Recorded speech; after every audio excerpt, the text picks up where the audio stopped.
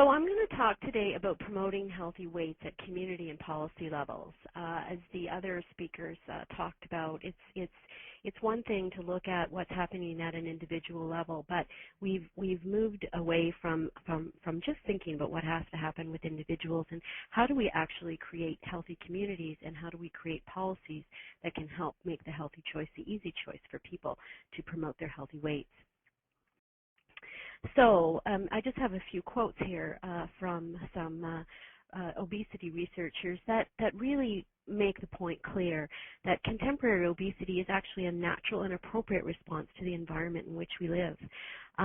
That obesity hasn't happened in a vacuum. Our environment has changed, and the way that our environment has changed is it's encouraged us to eat more and to be less active. And so our obesity is actually an appropriate response to that environment. So if that's the case, we need to change that environment. And Dr. Kelly Brownell actually would call this environment that we're living in a toxic environment. Well, it's one thing to say that the environment is our context for behavior, but it can be very almost disempowering when you think about it in just a general way because of the fact that, you know, the environment is big and it's out there and we may not feel like we have any control over it. But Boyd Swinburne and his colleagues in Australia have developed something called the ANGELO framework. And ANGELO stands for an analysis grid for environments linked to obesity. And the idea behind the ANGELO framework is to actually give some concrete ideas around what is it in our environment that is structuring our behavior. And it enables us to think about ways in which we might want to change those environmental contexts. So the environment, according to the ANGELO framework, can be broken down into four key components, and that's the physical, the economic, the sociocultural, and the political environments. And I'm going to go through each of those in order. The physical environment is basically asking the question, what is available? Do we have access to fresh fruits and vegetables in the stores that we are able to go to, that are close to us in our neighborhoods? Do we have safe places to walk and be physically active? You'll see here in this slide sort of a typical suburban street with the emphasis on the two-car garage, but yet no sidewalk. So, you know, our environment certainly is more structured around cars than it is around active transportation. And then from a perspective on the eating side of things, there's a lot of neighborhoods where you might not see such a prominent display of things like fruits and vegetables as we see in this picture. The economic environment is basically asking the question, what are the financial factors? And so the way that our environment is structured may actually there may be some economic rationale for that. So, for example, marketing of things like soft drinks or fast foods makes a lot of money for big companies, and those companies place a lot of investment into marketing products that aren't necessarily good for us. And certainly the budgets for marketing are probably 100 times that of the budgets we have for nutrition education. So when you see organizations like the Food and Agriculture Organization and the World Health Organization making statements such as heavy marketing of energy-dense foods and fast food outlets are probable causes of obesity, it recognizes that, you know, that environment, that economic environment that we are living in is certainly helping to structure our choices. This is a Canadian example. This is using Stats Canada data on the cost of food. And just the cost of milk is shown here in the blue line, and it has gone up over from 1995 up to 2009. It's gone from about to $1.40 for 1 liter up to about $2.40 for a liter. Whereas for soft drinks, a Coca-Cola drink was about the same cost as milk way back in 1995, but its cost has not increased much at all over the last 15 years or so. So when you think about that, it's really somewhat strange that our food system is structured in a way so that foods that are better for us are actually costing more than foods that we should encourage people to consume less of.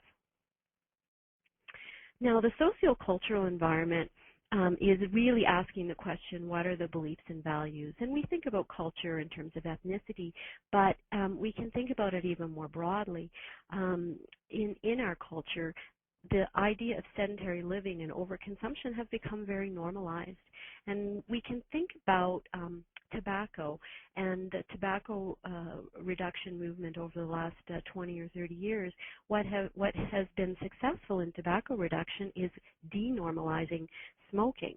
So 30 years ago, everyone, the majority of the population were smokers, and it was acceptable to smoke wherever you were. Now, what's become normal in Canada is not smoking, and it is unacceptable to smoke in public places. Well, what we can think about in terms of food and physical activity, it used to be very normal to actively commute, to walk to school, to walk to work. Now our environment is more structured around vehicles, and which makes it a much more sedentary lifestyle. And the same thing around food, the normalization of fast food outlets and soda machines and pop machines and that kind of thing. They're everywhere, which was not the case. So we've really normalized that sedentary living and overconsumption. And if we want to address obesity, we're going to have to work on making that less normal and making the opposite more normal. And then the final environment is called the political environment, and that's basically what are the rules. And this is just a pictorial example of transportation policies. Now, one of these is in North America. You can probably guess which one, and the other one is in Europe. And the idea of what our transportation policies in North America really do foster is more of a vehicular transportation and much less active transportation. So, those are illustrations of the different aspects of the environment. So how do you actually go ahead and change that environment? So what I would like to give you a few examples of are some community-based and policy-level interventions. And I'm going to start with the more local community-based interventions, and I'm going to use a case study of a project that I've been involved with for about the last 5 years. And it's called the Healthy Alberta Communities Project. Now, this is a community-driven health promotion project, really has grown out of the types of ideas that started in the 80s in the Canadian Heart Health Initiative, but has developed over time and has become a little bit more sophisticated. But what we see is a community as an entry point to broader structural change. It's an opportunity for us to address those environments. And if you are interested, there is a recent article that's just been published on the Healthy Alberta Communities Project in the International Journal of Public Health in 2010. So, the Healthy Alberta Communities, our acronym for that is HAC, not the best acronym, but it is. How do we work? Well, basically, we work with the communities to target the determinants of health. So we actually go into the communities and we use that Angelo framework with the 4 different environments, and we ask people to think about what's functioning in their communities to promote sedentary living and overconsumption of food. So we target the determinants of health in the community, and then we leverage resources and rely on the work of individuals, groups, and organizations already in the community. So we're not sort of helicoptering in expertise. We're trying to work with those people who are already well familiar with the community, that know the resources, know what's available in their community. In a lot of cases, however, communities have a lot of really good stuff going on, but it's not necessarily well coordinated. So what we did with the Healthy Alberta Communities Project is we hired community coordinators to help define where those opportunities for action were and to coordinate people working together. Then we also had a little bit of seed money, so we could invest some of that seed money to help kickstart some activities and to maintain some momentum. Now, one of the things that we did when we first entered into these communities was to do an assessment of baseline chronic disease risk factors. And these are the ones that are relevant to overweight and obesity. And basically what you can see in the middle slide here is we found that 37% of the people in the communities were overweight, and an additional 21% were obese. So we are definitely talking about over half of the population being at an unhealthy weight. Only 40% of the population were considered not overweight. So we definitely had a way to go. And this was very much associated with some of the other risk factors. For example, here's representing our diet. We've got the fruit and vegetable intake. And when we assessed the fruit and vegetable intake according to Canada's Food Guide, which recommends at least 7 servings of fruit and vegetables a day, 82% of the population consumed less than what was recommended. So we have a very low fruit and vegetable intake in this province. Then in terms of the physical activity, when people were asked, again, this is self-reported data, but it's an idea of what people think they're doing at least, we only found about 32% considered themselves inactive, but only 38% considered themselves quite active. The majority of people saw themselves in a more of a moderate category. So we do have some work to do in terms of chronic disease risk factors. Now, this is a model of capacity building in health promotion that we developed from the Healthy Alberta Communities Project. This will be very shortly up on the Public Health Agency of Canada's Best Practice portal. It has been accepted as a version of best practices. And basically what this model does, and you can go to our website, www.healthyalbertacommunities.com, and what this model does is it goes through the process that we identified that these communities worked. They worked through a process of networking, of partnering, of prioritizing using our Angelo framework, of planning and implementing projects, and then working on supporting and sustaining them. And if you actually go in and click on each of these stages in the model, you'll see there are resources in the model that can help a community to actually adopt this approach. So let's talk a little bit about some of the interventions that were developed in the Healthy Alberta Communities Project. St. Paul is a rural area in northeastern Alberta, and the population is only about 5,000. And one of the priorities that came up through our Angelo framework workshop was the importance of promoting unstructured play among children and youth. That most of the activities that children and youth were getting involved in, those that were active, they had to be driven by their parents to the soccer game or the hockey game or whatever it may be. So in order to promote this more unstructured play, the way that, perhaps I would have played when I was young, they had a do more, watch less challenge, and the idea was to get off the coach and go, and you can see the picture of the little coach potatoes there. But it worked very well through the community health services, and we had a resource kit of some of the things that you could do when you actually did get off the coach. And then one of the areas was trying to ensure that facilities were open and available for members of the community.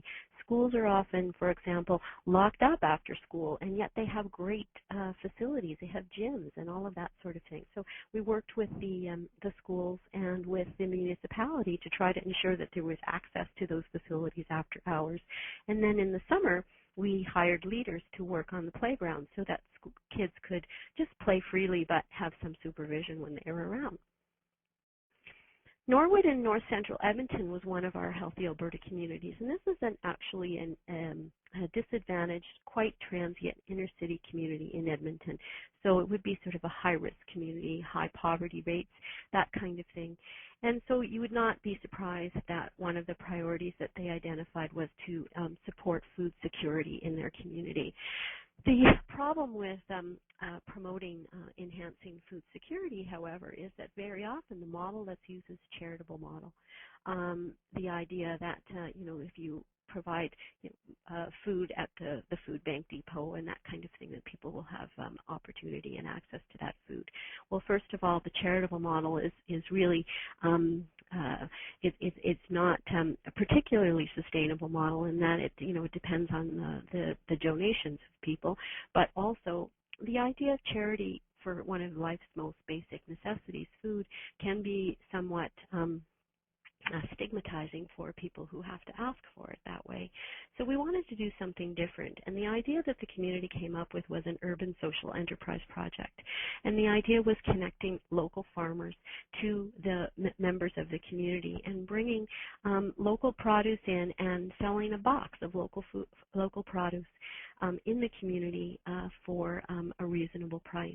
We actually were able to sell these boxes of local produce at regular price to a wide variety of people throughout the city, and then we made sure that there were a number of boxes available at a lower cost, so not a charitable cost, but a lower cost for people who didn't have the means to purchase the whole product. So it helped to connect the local food producers and to enhance food security, and the foods that were provided were all fresh fruits and vegetables.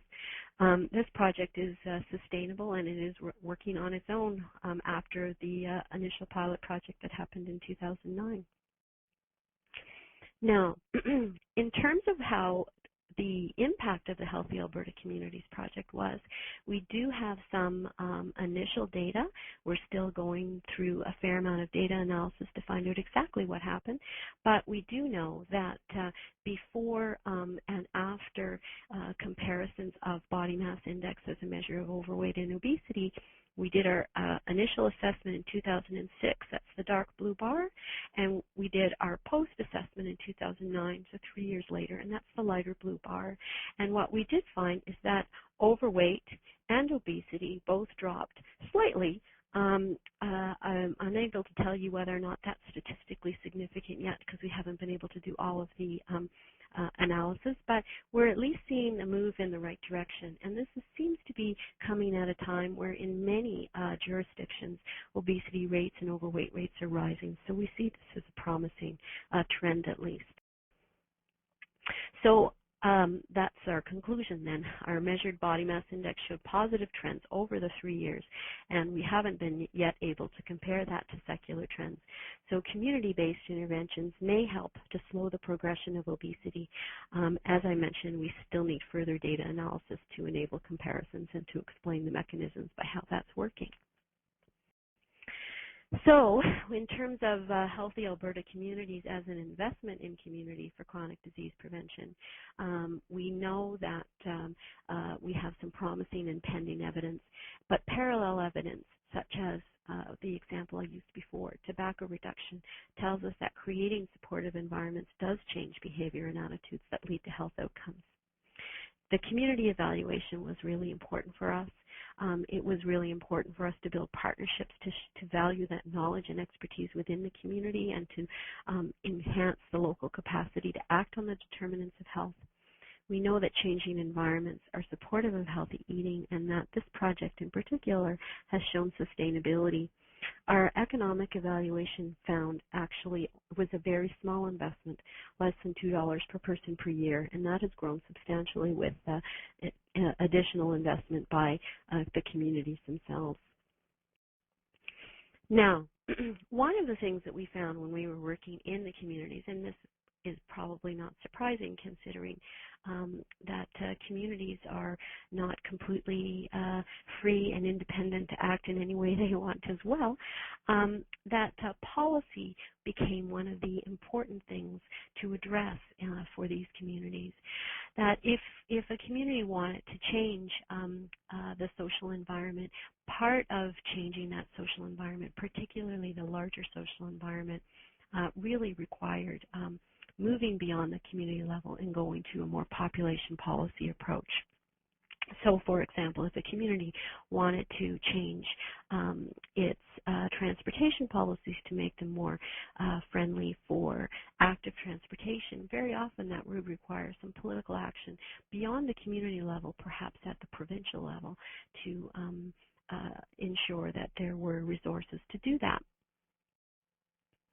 So we do know that there have been policy recommendations already made for environmental change, and for those of you who are interested, there was a paper printed, published on this in the Canadian Medical Association Journal back in 2007 and it's the 2006 Canadian Clinical Practice Guidelines on the management and prevention of obesity in adults and children. And there's a specific reference related to policy recommendations for environmental change. And these are a few of the recommendations in that publication. First is that obesity prevention should take a multi-sectoral approach similar to that used for tobacco control. Prevention efforts should invest in and target all age groups. Innovative ways to provide access and programs to less economically viable citizens should be developed.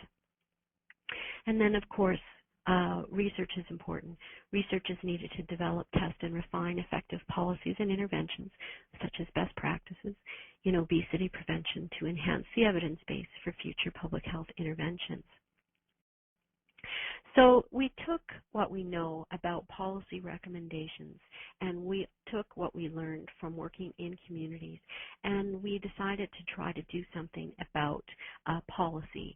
And what we ended up with was a coalition called the Alberta Policy Coalition for Cancer Prevention. Now, it's called for cancer prevention because it was funded by a cancer agency, but I will say that this is definitely a policy coalition that's looking at chronic disease prevention much more broadly. And really what we were trying to do with the Alberta Policy Coalition was to take those lessons learned from tobacco control and apply them to the other behaviors that are at risk for chronic disease, and in particular those that are at risk for obesity, such as physical activity or physical inactivity and diet. So what our policy coalition has done is really taken a look at what policies are out there to promote healthy eating and active living, and then looking at where there might be some appetite for changing policies in these areas. And so we actually did a survey of decision makers to find out where they might be interested in taking a policy approach. And the types of things that we're seeing as taking the lead on are things like restricting unhealthy food and beverage advertising targeting children. We know that Quebec has had such a policy in place for several years, over 20 years actually, and it's something that needs to go a little further, I believe.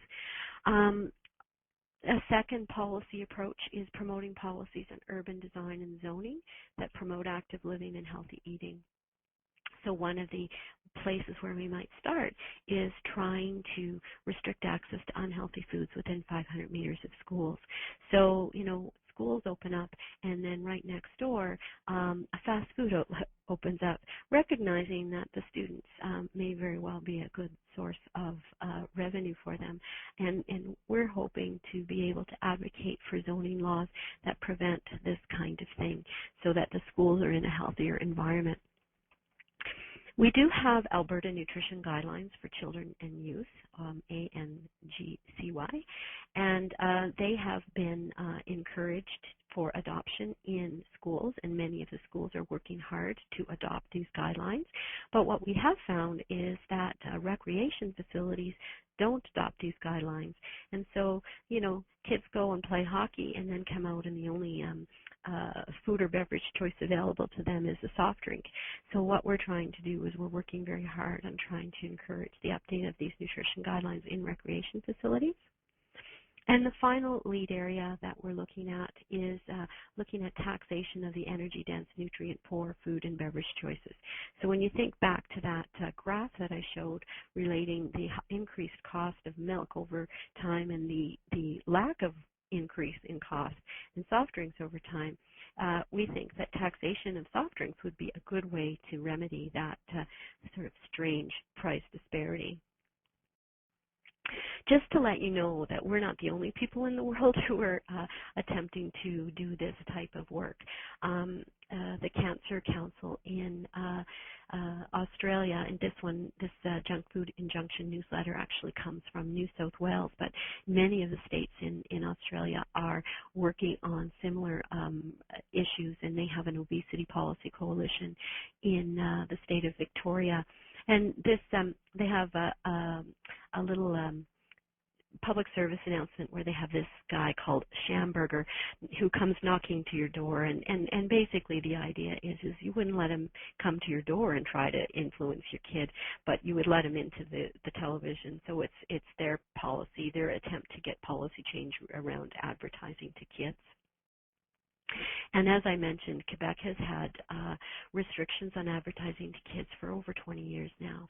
And there is a coalition, PHAC, which is a weight-related coalition in Quebec that is really taking the industry to task around those types of advertising that is still targeting children. And so because they have this law in the books, they're able to actually say, okay, your advertising is, providing free toys to kids. That's against our legislation on restricting advertising to kids. And so the coalition PHAC has been taking places like Burger King to court, and they are being found guilty of contravening the spirit of the legislation. So, I mean, the fines are actually quite small compared to the coffers of the industry, but it is certainly a place to go, and the recognition that the companies are being held accountable. So I'm going to finish there and just use a quote from a member of Parliament in Australia who, when I was there hearing about what the Australians are doing around policy, his quote was, "Don't ever think our rivals are too big to confront. We might feel like the lonely salmon swimming upstream with the bear awaiting us at the top of the stream. However, I think it's extremely important for us to recognize that we can get by some of those bears." And just to acknowledge some of the funders for the research that supported the research and this talk.